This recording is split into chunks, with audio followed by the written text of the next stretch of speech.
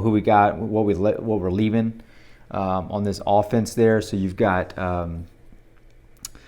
Kenyon. He left out. He was a first rounder. He went 15 overall. Jameer Johnson, remember, was a transfer in from Tennessee, and we grabbed him last year.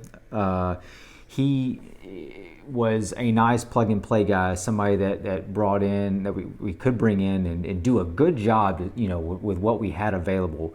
We took some guys that were really good in the 2021 class. You'll remember Wyckoff, Zune, Moko,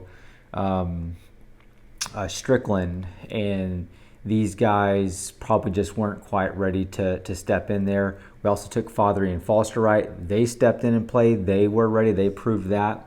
Maybe there were some doubts over there. We had Kenyon, so obviously he's going to play. They're not going to play over Kenyon.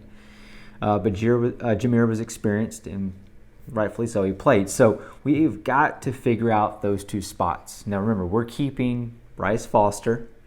We're keeping Layden Robinson at right guard. And then we're going to keep Fothery at right tackle. Maybe some interesting talk here, depending on left tackle versus right tackle. Will there be any movement versus us coming in with Haynes King or Max Johnson? We got a lefty and a righty. And I need to look this up. Maybe somebody will that's listening. The last time we had a lefty quarterback, I'm not sure, but maybe Fothery would be best suited to be on the left side. I'm not really expecting that, but it's just something we're going to talk about. So let's just assume, though, he's going to stay on the right side. So what we really need to do is we really just need to hash out left guard, left tackle. I think whoever we've got at quarterback, we're going to need to keep them safe. I think both of them are probably going to be able to do a pretty good job with the front runners being probably Max Johnson and Haynes King at the moment. If we can keep them safe, we can block up front. We'll have a chain running, and we could probably have some success. We can get the ball to whatever receivers that we're probably going to have via those two guys.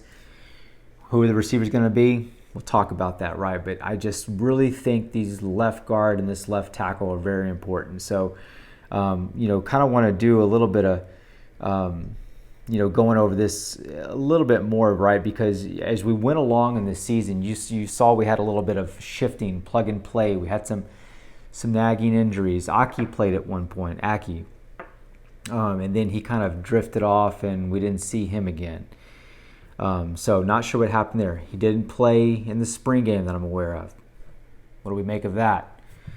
I'll give you my thoughts. But the unsolidified offensive line caused problems, in my opinion. We didn't have a cohesive group, and you got to think about this, right? So sometimes you've got maybe Jameer is going to be out, and you're going to slide Kenyon to left tackle, which I believe is what we did in the Alabama game, right? So Trainer comes in and he plays left guard. Did a jam-up job playing left guard, right? But you just got to think about this. You don't have the same set of guys out there. You've got some movement. You've got Trainer sometimes playing on the right side when maybe Layden was out for, half a game, quarter, whatever, maybe some things that were going on there. You've got assignments that have to get diagnosed and they have to get picked up, and these are going to be problems. Keep in mind, Kenyon going out, whereas he's a very versatile guy, it doesn't help for him to go from guard to left tackle, right? And I think back to that Arkansas game when we were just getting creamed off the left edge. I think Jameer was playing that game, but that's an area that we really had some fits on last year. So left tackle, left guard, huge decisions that we've got coming up, and there's no better probably way to figure out who's going to be taking that spot than to go over who we've got available. So let me just kind of go down the list of who I think is probably most likely to step in there, or what are the names that could be. So real quick, we've got we just brought in Dewberry from this last class, highly rated 4-star. He was in the class of 2022. He's a 6'4" guy, 315 pounds. He was the number 3 inside offensive lineman in that class, right? He was number 64 overall. But he didn't come in for spring ball. So he stayed in high school. I think he was playing some basketball still, finishing out that with his teammates. So he hasn't had that spring ball work. We don't have a lot of information on him. To me, that's going to probably set him at the back at the moment, or at least in the middle. It doesn't mean he won't end up starting. My likely scenario, though, for Cam is probably something along the lines of he ends up in the 2 deep. And if we're going to see him play, it's something that transitions through the season where we had an injury or somebody's just not quite performing. He steps up, or he's kind of coming on, and he earns that spot, one way or another, and then maybe solidifies it there. But somebody I've already mentioned, probably maybe a little bit more likely at the left guard spot, and that's Trainer. So his Trainer, 6'7", 330-pound guy. He's a 3-year letterman. In my opinion, again, he's exclusively a guard. I don't see him at left tackle. He had some issues at left tackle whenever he kind of got out there. Some of his movement's not quite there, the quickness not there, maybe some of that agility, right? And so talking about that left tackle spot, we're going to need some get off, some snap, some twitchy folks there to keep those edge guys from going outside, spinning in, and Joe are just going hard edge on us and coming all the way around. There's going to have to be some movement there. He's got decent hands, but you're going to really need to be able to get out in front of that and stay square on that if you really want to be able to block that guy. And these edge guys that were going up in the SEC, very talented. He's shown much more proof that he can really handle the guard spot. He's good with his body. He has good size, and with some limited mobility, it really lends himself to it. He's just got a huge frame. So we'll see. I'm not sure where Jimbo's going to want to take with this guy. I predicted he might be a starter last year. So maybe I'm going to lay off that this year. He seems like at least from comments that Jimbo's made and how he's played him, he might be a little bit more of a mop-up kind of guy. Come in when we need somebody, maybe play somebody that's got a little bit more upside. So moving past those two guys, we've got Zune, Wyckoff, Moko, Strickland. All these guys came in the 2021 class along with Foster and Fothery. We already talked about them. Give you some ideas about who they are. Zune is 6'6", 315. Moko is 6'5", 340. Wyckoff 6'6", 330. And Strickland, a little on the lighter side at 6'4", 295.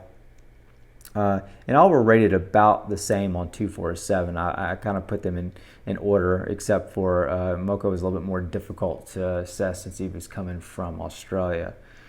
What makes the most sense here? When we watched the spring game, we saw Moko and Zune playing at left guard and left tackle, respectively, and they were playing with what looked to be the first team offensive line. Layden Robinson was on the right guard. You had Wyckoff at center, filling in for Foster, and then Fothery on the right side.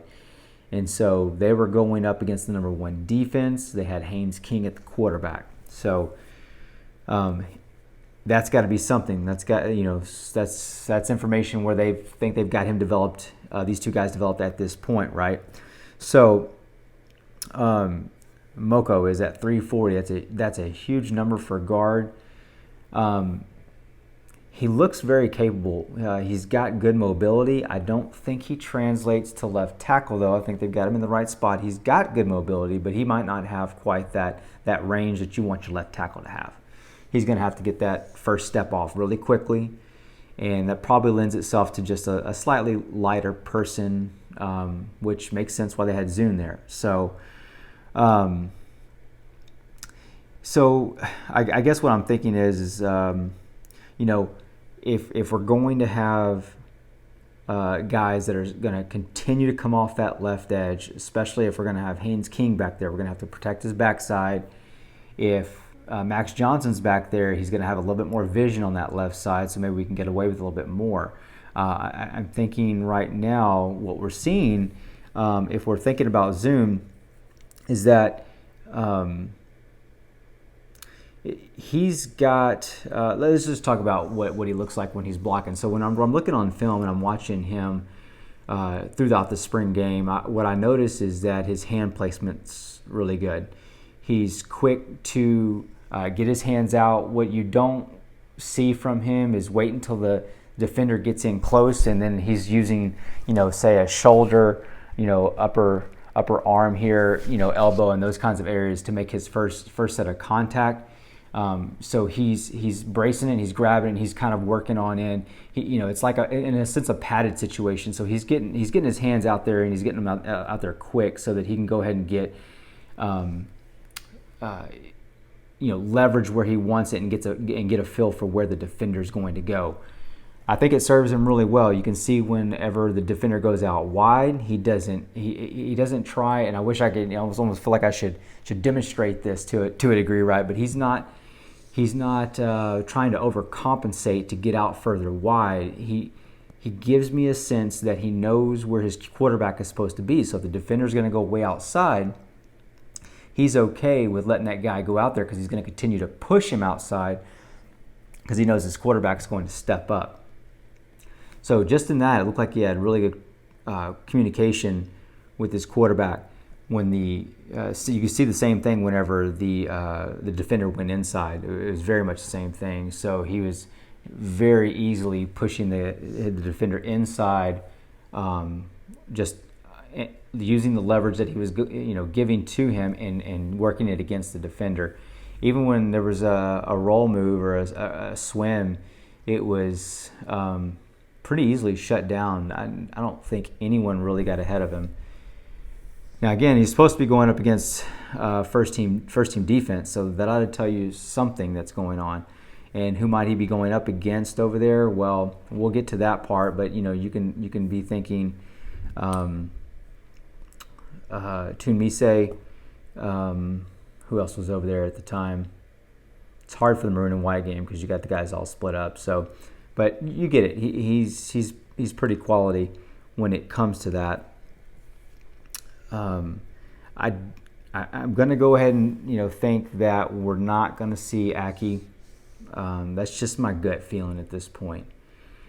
Now I'm trying to think of, well, if I was going to be wrong, how would I possibly be wrong, right? So maybe Wyckoff works out better at left guard. I'm thinking I don't see Wyckoff going out wide.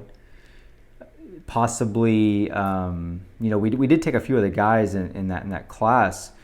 Last year we took Hunter Erb, we took Naboo, we took PJ Williams, and PJ Williams was quite highly rated. He's somewhere in the 265 range, so that's why I'm a little bit more reluctant to talk about him for now. I think he's needing a little bit more development, especially size-wise. I mean, Strickland's undersized a little bit at 295, and so Williams at 265, he's just going to need a little bit more. So he probably needs a couple more years of development, getting our training system and strength and conditioning, and then he'll probably be ready to go and projects to definitely be left tackle somewhere along there.